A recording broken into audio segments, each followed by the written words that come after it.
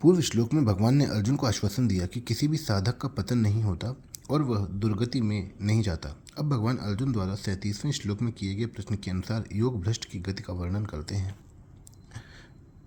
प्राप्य पुण्य कृताम लोका नुषित्वा शाश्वती समाह शुचि नाम श्रीमताम गेहे योग भ्रष्टोभिजायते।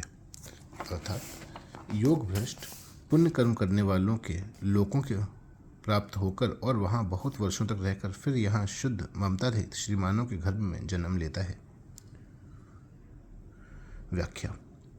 प्राप्य पुण्य कृताम लोकान, जो लोग शास्त्रीय विधि विधान से यज्ञ आदि कर्मों को सांगोपांग करते हैं उन लोगों का स्वर्ग आदि लोकों पर अधिकार है।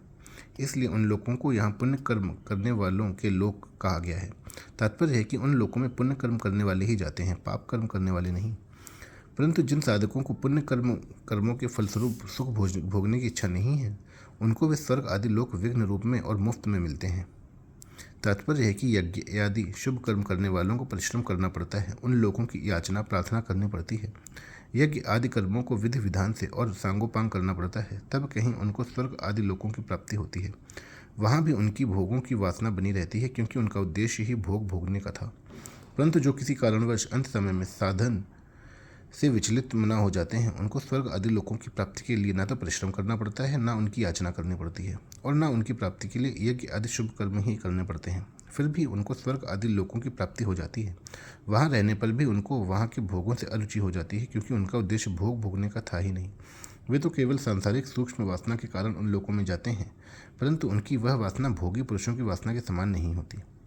जो केवल भोग भोगने के लिए स्वर्ग में जाते हैं वे जैसे भोगों में तल्लीन होते हैं वैसे योग भ्रष्ट तल्लीन नहीं हो सकता।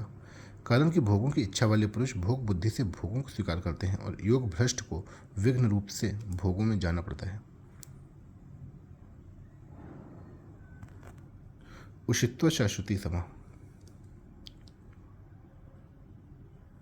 स्वर्ग आदि ऊंचे लोकों में यज्ञ आदि शुभ कर्म करने वाले भी जाते हैं और योग भ्रष्ट भी जाते हैं। भोग भोगने के उद्देश्य से स्वर्ग में जाने वालों के पुण्य क्षीण होते हैं और पुण्यों के क्षीण होने पर उन्हें लौटकर मृत्यु लोक में आना पड़ता है, इसलिए वे वहाँ सीमित वर्षों तक ही रह सकते हैं। परंतु जिनका उद्देश्य भोग भोगने का नहीं है प्रत्युत परमात्मा प्राप्ति का है, वह योग भ्रष्ट किसी सूक्ष्म वासना के कारण स्वर्ग में चला जाए तो वहाँ उसकी साधन संपत्ति क्षीण नहीं होती, इसलिए वह वहाँ असीम वर्षों तक रहता है, अर्थात उसके लिए वहाँ रहने की कोई सीमा नहीं है। जो भोग भोगने के उद्देश्य से ऊंचे लोकों में जाते हैं उनका उन लोकों में जाना कर्मजन्य है, परंतु योग भ्रष्ट का ऊंचे लोगों में जाना कर्मजन्य नहीं है, किंतु यह तो योग का प्रभाव है, उनकी साधन संपत्ति का प्रभाव है, उनके सत उद्देश्य का प्रभाव है। स्वर्ग आदि का सुख भोगने के उद्देश्य से जो उन लोकों में जाते हैं उनको ना तो वहाँ रहने में स्वतंत्रता है और ना वहाँ से आने में ही स्वतंत्रता है। उन्होंने भोग भोगने के उद्देश्य से ही यज्ञ आदि कर्म किए हैं, इसलिए उन शुभ कर्मों का फल जब तक समाप्त नहीं होता तब तक वे वहाँ से नीचे नहीं आ सकते और शुभ कर्मों का फल समाप्त होने पर वे वहाँ रह भी नहीं सकते।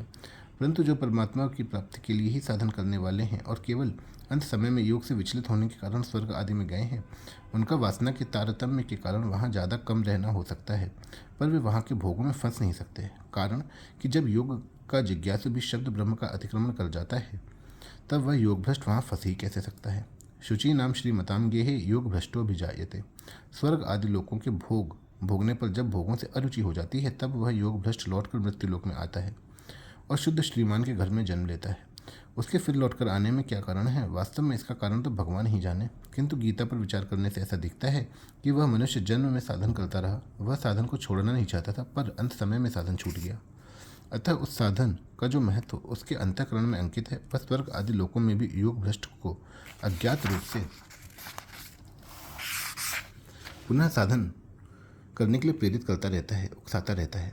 उससे उस योग भ्रष्ट के मन में आती है कि मैं साधन करूं।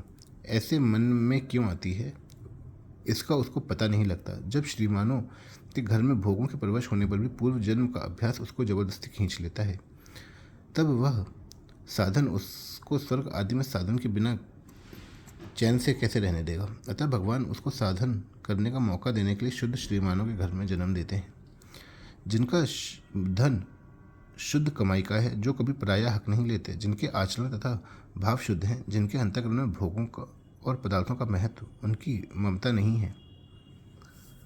जो संपूर्ण पदार्थ, घर, परिवार आदि को साधन सामग्री समझते हैं, जो भोग बुद्धि से किसी पर अपना व्यक्तिगत आधिपत्य नहीं जमाते, वे शुद्ध श्रीमान कहे जाते हैं। जो धन और भोगों पर अपना आधिपत्य जमाते हैं, वे अपने को तो उन धन और पदार्थों का मालिक मानते हैं, पर हो जाते हैं उनके गुलाम, इसलिए वे शुद्ध श्रीमान नहीं हैं। संबंध। पूर्व श्लोक में तो भगवान ने अर्जुन के प्रश्न के अनुसार योग भ्रष्ट की गति बताई। अब आगे के श्लोक में अथवा कहकर अपनी ही तरफ से दूसरे योग भ्रष्ट की बात कहते हैं। अथवा योगी नामेव कुले भवति धीमताम एतद्धि दुर्लभ तरम लोके जन्म यदि दृशम। अर्थात अथवा वैराग्यवान योग भ्रष्ट ज्ञानवान योगियों के कुल में ही जन्म लेता है। इस प्रकार का जो यह जन्म है, यह संसार में निस्संदेह बहुत ही दुर्लभ है। अर्थात साधन करने वाले दो तरह के होते हैं, वासना रहित और वासना सहित। जिसको साधन अच्छा लगता है, जिसकी साधन में रुचि है और जो परमात्मा की प्राप्ति के उद्देश्य बनाकर साधन में लग भी जाता है, पर अभी उसकी भोगों में वासना सर्वथा नहीं मिटी है, वह अंत समय में साधन से विचलित होने पर योग भ्रष्ट हो जाता है, तो वह स्वर्ग आदि लोकों में बहुत वर्षों तक रहकर शुद्ध श्रीमान के घरों में जन्म लेता है। इस योग भ्रष्ट की बात पूर्व श्लोक में बता दी। दूसरा साधक, जिसके भीतर वासना नहीं है, तीव्र वैराग्य है और जो परमात्मा का उद्देश्य रखकर तेजी से साधन में लगा है, पर अभी पूर्णता प्राप्त नहीं हुई है, वह किसी विशेष कारण से योग भ्रष्ट हो जाता है, तो उसको स्वर्ग आदि में नहीं जाना पड़ता, प्रत्युत वह सीधे ही योनियों के कुल में जन्म लेता है। इस योग भ्रष्ट की बात इस श्लोक में बता रहे हैं। अथवा तुमने जैसी योग भ्रष्ट की बात पूछी थी वह तो मैंने कह दी, परंतु जो संसार से विरक्त होकर, संसार से सर्वथा विमुख होकर साधन में लगा है, वह भी किसी कारण से, किसी परिस्थिति से तत्काल मर जाए और उसकी वृत्ति अंत समय में साधन में ना रहे, तो वह भी योग भ्रष्ट हो जाता है। ऐसे योग भ्रष्ट गति को मैं यहाँ कह रहा हूँ। योगी नामेव कुले भवति धीमताम। जो परमात्म तत्व को प्राप्त कर चुके हैं, जिनकी बुद्धि परमात्मा तत्व में स्थिर हो गई है, ऐसे तत्वज्ञ जीवन मुक्त बुद्धिमान योगियों के कुल में वह वैराग्यवान योग भ्रष्ट जन्म लेता है। कुले कहने का तात्पर्य है कि उसका जन्म साक्षात जीवन मुक्त योगी महापुरुष के कुल में ही होता है, क्योंकि श्रुति कहती है कि उस ब्रह्म ज्ञानी के कुल में कोई भी ब्रह्म ज्ञान से रहित नहीं होता, अथवा अर्थात सब ब्रह्म ज्ञानी ही होते हैं। नास्या ब्रह्मविद कुले भवति एतद्धि दुर्लभ तरम लोके जन्म यदि दृशम। यह इस प्रकार का योगियों के कुल में जन्म होना इस लोक में बहुत ही दुर्लभ है। तात्पर्य है कि शुद्ध सात्विक राजाओं के, धनवानों और प्रसिद्ध गुणवानों के घर में जन्म होना भी दुर्लभ माना जाता है, पुण्य का फल माना जाता है। फिर तत्वज्ञ जीवन मुक्त योगी महापुरुषों के यहाँ जन्म होना तो दुर्लभतर, बहुत ही दुर्लभ है। कारण कि उन योगियों के कुल में घर में स्वाभाविक ही पारमार्थिक वायुमंडल रहता है, वहाँ सांसारिक भोगों की चर्चा ही नहीं होती। अतः वहाँ के वायुमंडल से, दृश्य से, तत्वज्ञ महापुरुषों के संगम से, अच्छी शिक्षा आदि से उसके लिए साधन में लगना बहुत सुगम हो जाता है और वह बचपन से ही साधन में लग जाता है। इसलिए ऐसे योगियों के कुल में जन्म लेने को दुर्लभ तर बताया गया है। विशेष बात, यहाँ एतत और ईदृशम ये दो पद आए हैं। एतत पद से तत्व के योगियों के कुल में जन्म लेने वाला योग भ्रष्ट समझना चाहिए, जिसका इस श्लोक में वर्णन हुआ है, और ईदृशम पद से उन तत्व योगी महापुरुषों के संगम का अवसर जिसको प्राप्त हुआ है, इस प्रकार का साधक समझना चाहिए।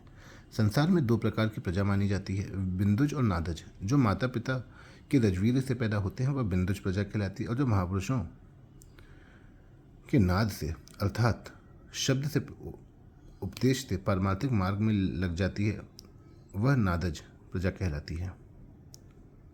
यहाँ योगियों कुल में जन्म लेने वाला योग भ्रष्ट बिंदुज है, पर तत्व जीवन मुक्त महापुरुषों का संग प्राप्त साधक नादज है। इन दोनों ही साधकों को ऐसा जन्म और संग मिलना बड़ा दुर्लभ है। शास्त्रों में मनुष्य जन्म को दुर्लभ बताया है, पर मनुष्य जन्म में महापुरुषों का संग मिलना और भी दुर्लभ है। नारद जी अपने भक्ति सूत्र में कहते हैं, महत संगस्त दुर्लभो गम्यो मोघश्च। अर्थात महापुरुषों का संग दुर्लभ है, अगम्य है और अमोघ है।